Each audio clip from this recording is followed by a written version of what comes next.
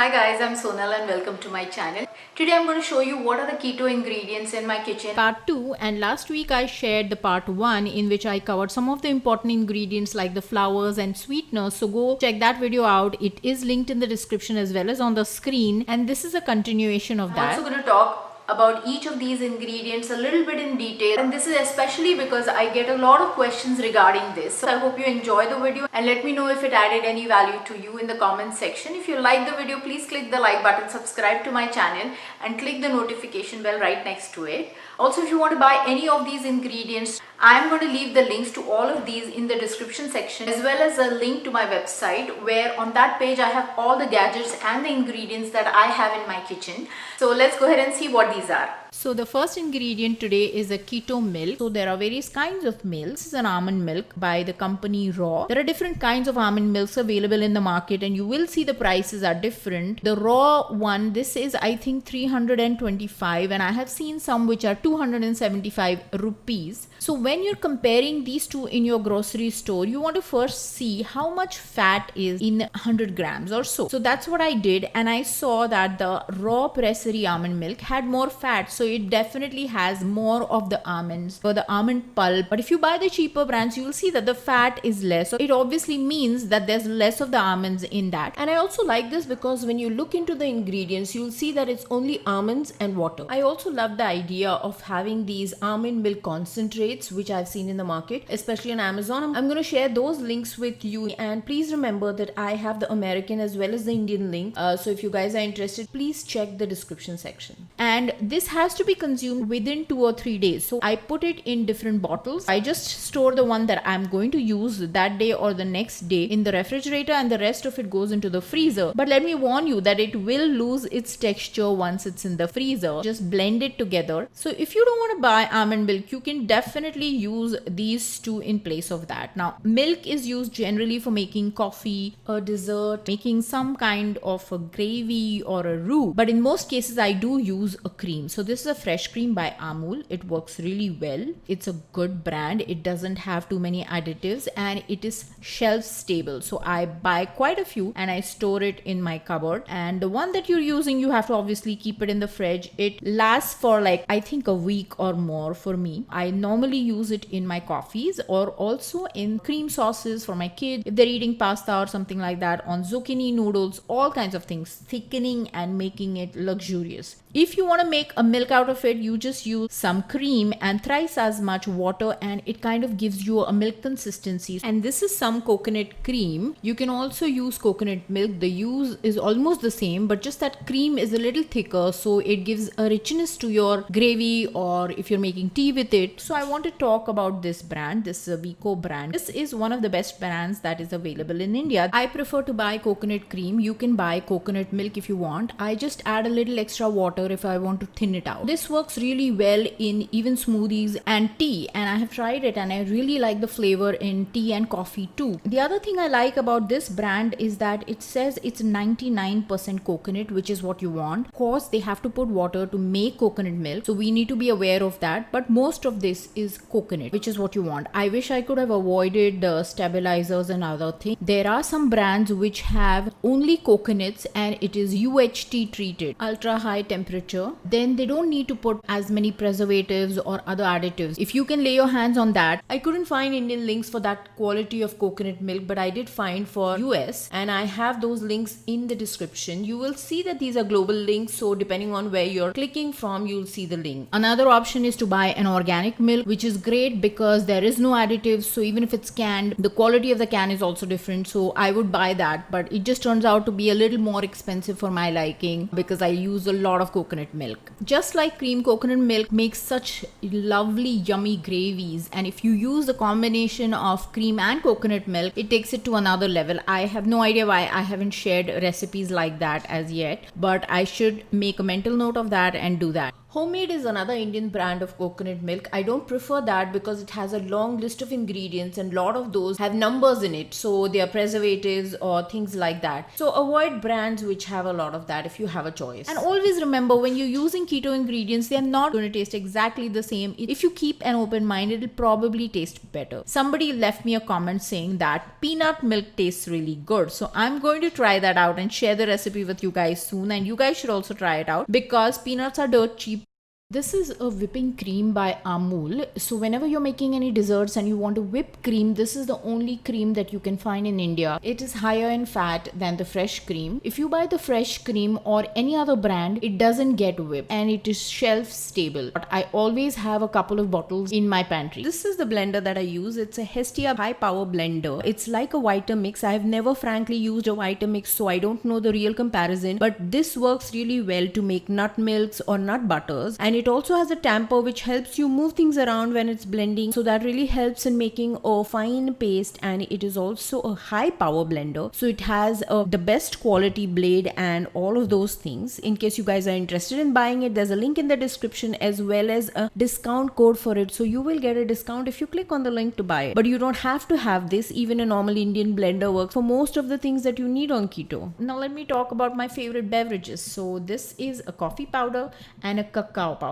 You can use cocoa powder. It tastes just as good, but cacao powder is considered to be a superfood, so I just, buy that. And I make a drink out of coffee. So I put instant coffee, cacao powder, some stevia drops, add some toffee essence or something, some cream, and I just blend all of this, put a lot of ice and cool it down completely. And another drink is green teas. They are free to have at any time. You don't have to check your macros for that. So I have a bunch of flavors, lemon, honey. It's not sweet, and I just put the bag in hot water and have that. So let's talk about chocolates. So this is an Indian brand of chocolate. I'm going to link it in the description. And this is a white chocolate that I bought. It's pretty good. The claim is that they have used the best quality ingredients. So I think it's organic and everything. Even the cacao butter inside it is organic and the best quality. The other one that I have here is a dark chocolate. So it's a 95% Lindt dark chocolate, which is what I use most commonly, Lindt brand, because it is available in India and it's not extremely pricey. Also, when you're using dark chocolate, you don't need as much. You can add some cacao powder or cocoa powder to intensify the flavor. There is no sugar added. I just wanted to remind you guys. You can adjust to your sweetness because you're anyways going to make a dessert out of it and add some kind of a sweetener or the other. This is an Amul brand sugar-free chocolate which is available in India, and this is sweetened using maltitol. So that's not an ideal sweetener on keto,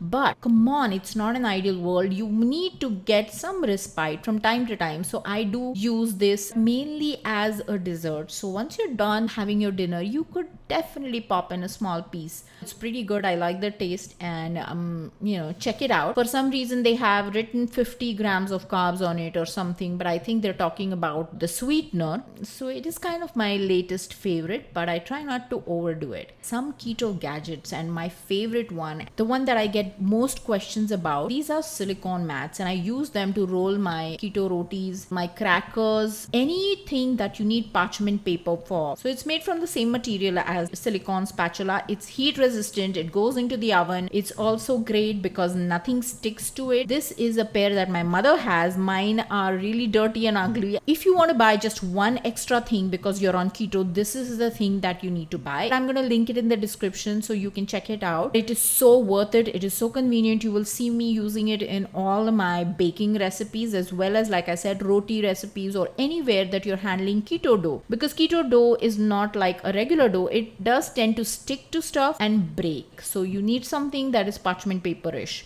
Now this is much more convenient than parchment paper because it's heavier, it stays flat, it doesn't move around when you're moving your hands, which is such a pain when you're using parchment paper. So please, if you trust me and you want to take only one advice from me, go get yourself. To be fair, mine were slightly dark to start off with, and then with a lot of baking and burning and all kinds of experiments that I do with it, and even cutting, you will see some marks of cuts with knives. Don't do that. But let me tell you, it did not cut the mat. So these are great. I think I said enough. So let's just move on. Next thing is a cast iron pan. I have a video about pots and pans in my kitchen and I have added a few to that, but you can check that out. That's going to be in the link too. What I love about cast iron is it's almost non-stick. It is thick, so it holds the heat well, and whenever you're trying to brown anything, it will give you a good crust on your food. It is heavy though. I'm showing you only one pan because this is my all-time favorite one. I fry my fish. I do a lot of cooking in this because it has a rim on the side, and it also works well if you want to make flatbreads or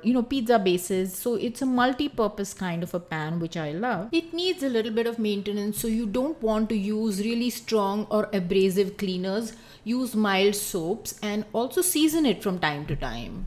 Next thing that we cannot ignore, which is ghee. So this is a Natureland ghee. It is A2 Milk's ghee. I have spoken in detail about all of this in my 1 week keto budget video because I was talking there about how to manage the prices for all of these expensive ingredients, and this is an expensive one because A2 cow's milk is much more expensive. These cows give less milk, but that's the milk that you want to consume. These are Indian cows, and the ghee is made using the Bologna method, which is great because that's the Ayurvedic method of how ghee should be made. There are other ways of making ghee which are much easier and simpler, and those ghees are cheaper. If you can't buy this, or if you can't afford the A2 cow's ghee, then you can definitely go for a buffalo milk ghee, but try to get the Bologna and grass fed. Now this one is also grass fed, I forgot to mention, but try to get the best possible in your budget. Or you could do a blend of the two, which is what I do sometimes when I'm cooking in large quantities and I want ghee. Then I do use buffalo milk ghee, but when I'm like just cooking for my family a little bit, or if you're topping any of the foods, then I go for this one. Now this is my coconut oil. The coconut oil that I bought this time is Coco Guru. It was a great price for an organic cold pressed oil, and I bought 5 liters, and this is the olive oil, Beverages or Beverages. I prefer to buy a dark glass bottle because then that doesn't oxidize the oil as much, and I'm going to share the link in the description. All of this is going to be in the description, as well as on a page that I have where I share all the ingredients that I buy and are in my kitchen. Now mind you, what happens is from time to time there are ingredients that become cheaper because there's more demand for it, so there are more brands coming out in the market, and I find that there is a great quality ingredient that is available at a cheaper price. So I do change my links from time to time. So the best thing is to go to my page on my website where I have my latest recommendation, because those are going to be the best quality, cheapest ingredients, and these links sometimes just get outdated. After that, let's talk about Mayo. This is an American garden brand which is available in India very easily, and I use the full fat egg variety. Since a lot of Indians are vegetarians, they have more of the eggless variety, which I don't like because I think it's probably higher in carb. It's not as tasty. I really like this brand a lot for taste, and it has, I think, sunflower oil, and ideally you want to have olive oil or avocado oil. You can't buy that in the market in India. It's not available unless like you want to buy something for 10,000 rupees or so. Like I said, you can't always be eating something that is ideal, and I'm sure there are some of you who are like that. I don't. Coming back to Mayo, I use that one, but let me show you the other one that I have. This is an avocado mayonnaise which I bought in the US, not available here. This is great. The other question I'm sure you guys have in mind is, what about making your own with olive oil?